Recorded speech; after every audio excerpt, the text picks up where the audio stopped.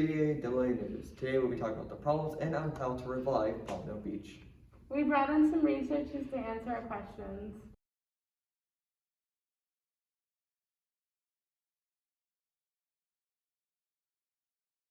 "94% of communities in the state of Florida have lower crime rates than Pompano Beach.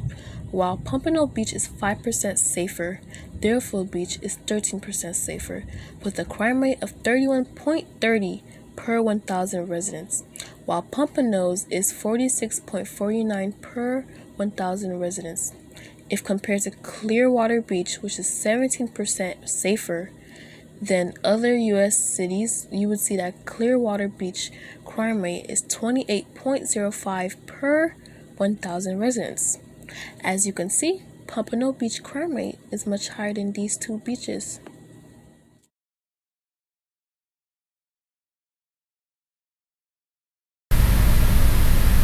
What makes this a problem in Pompano is that if we cannot find a solution to stop the crime rate from getting any higher, listen, that more and more people are gonna want to stay in other cities in Florida if they want to stay in the state of Florida. And Pompano would lose more and more money, making the city itself go bankrupt.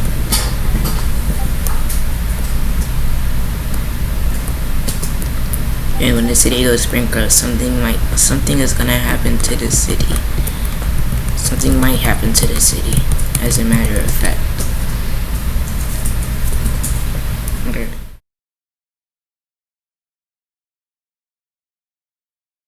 You can use DNA evidence to lower the crime rate.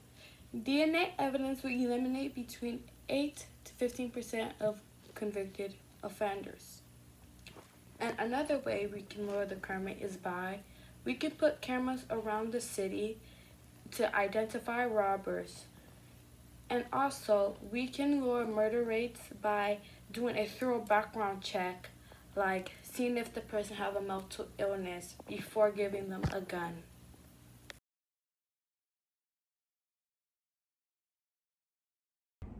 Pompano Beach has a crime rate of 46.49 annual crimes per 1,000 residents. Pompano is safer than only 5% of national cities. The city has 8.06 violent crimes per 1,000 residents, while the national median is half of that. The Pompano Beach property crimes are 38.48 per 1,000 residents, which is almost double than the national median. If you live in the city of Pompano Beach, you have a 1 in 22 chance of becoming a victim. So let's get the crime rate down.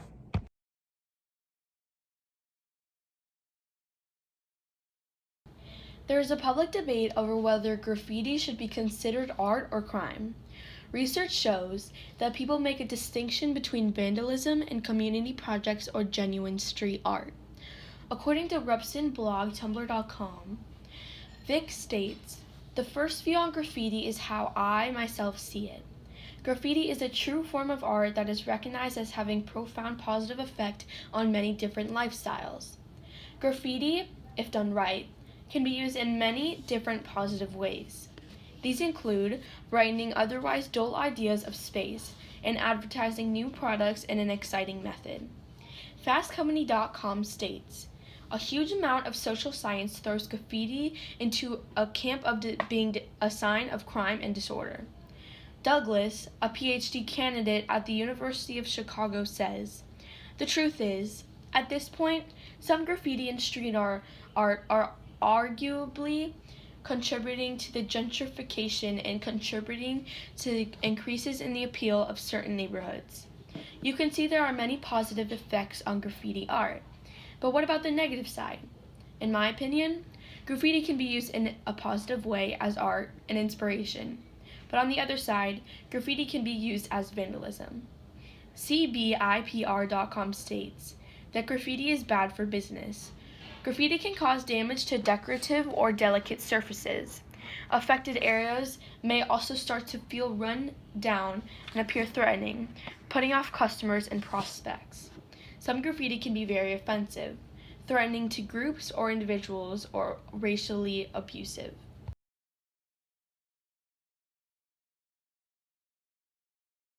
According to CBIPR.com, whether graffiti is on a small or large scale, using the correct products and techniques is vital in its removal and prevention. Common techniques for graffiti removal include painting, sanding, scraping, disinfectants, chemical graffiti removers, power washing, abrasive blasting, and graffiti remover gel. You will also need to consider the actual structure of the area affected and the surface material. You should always seek expert advice, as using chemicals or a pressure washer to remove graffiti can damage the surfaces further if it's not used correctly.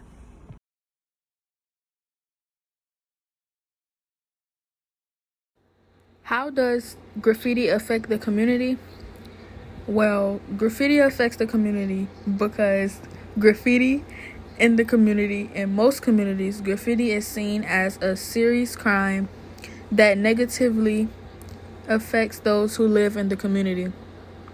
Graffiti is used by taggers to establish their identity and in some cases to mark territory.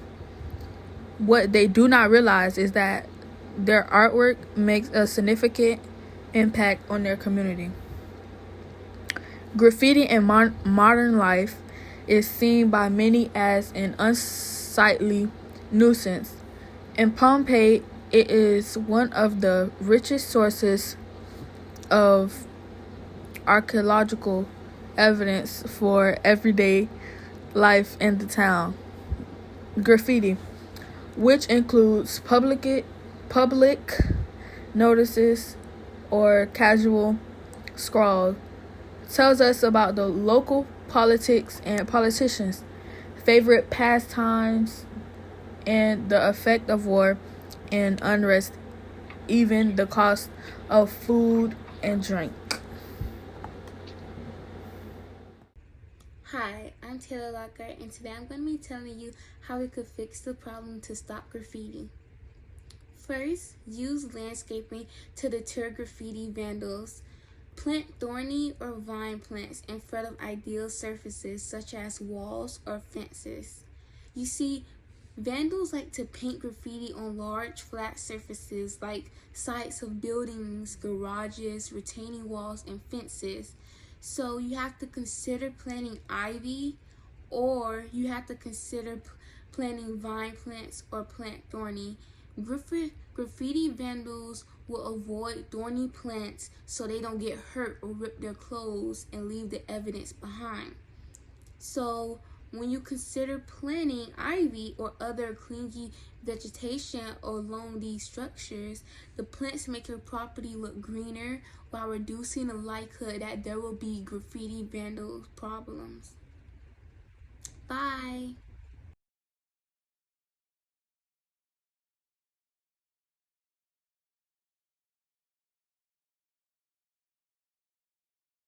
More than 1.5 million Floridians use illegal drugs each year. Florida has a large population, and Broward County has more than a share of issues with alcohol and drug abuse.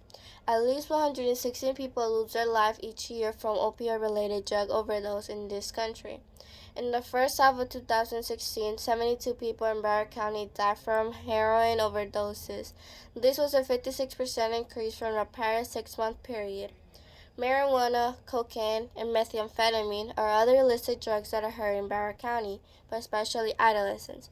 But it's not over yet. We can make a difference by having more trust and family respect.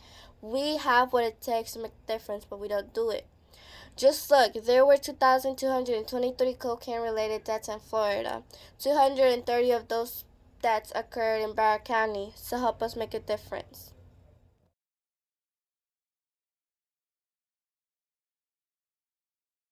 There were 2,882 cocaine-related deaths in 2016.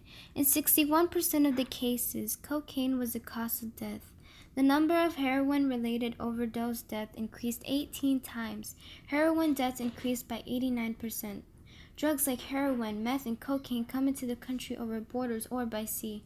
Marijuana use was the leading cause for teenagers to seek addiction treatment, with 87% of addiction treatment patients under 18 using marijuana as their primary drug of abuse. Antidepressants are also often used, especially among teenagers. Cocaine is the drug most frequently involved in emergency department visits. People also tend to use cough medicine sometimes because of the effects you can have if you drink a lot of it.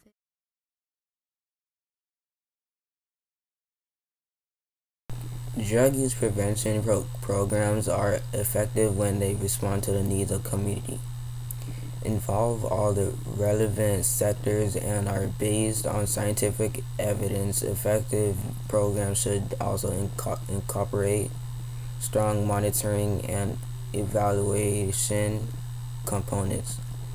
Such programs are also cost effective. The most commonly used and abused drugs in the U.S. is alcohol. Alcohol-related motor accidents are the second leading cause of teen death in the United States.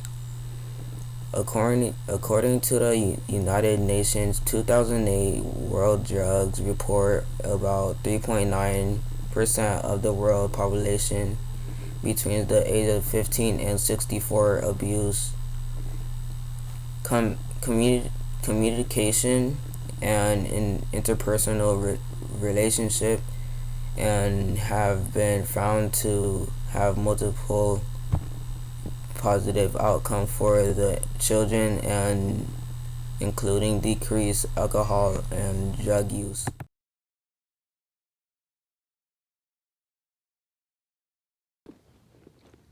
How can we slow the use of drugs in Pompano Beach?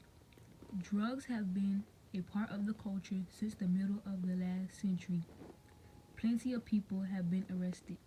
A month ago, detectives have found marijuana and other drugs in a man's car. Crime rate in Pompano Beach is 46 per 1,000 residents. People have overdosed of drugs.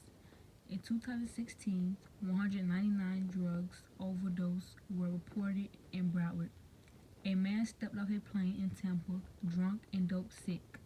And for the past 8 years, he had been shooting up cocaine and all manner of pills. We spoke about emotions, trauma, illness, about whether we had succumbed to influence, experiments, pressures, or whether we had been born this way. For many years, South Florida's addiction treatment landscape was celebrated as a heaven for 12-step programs. This is all for today. Have a great and safe day. Goodbye.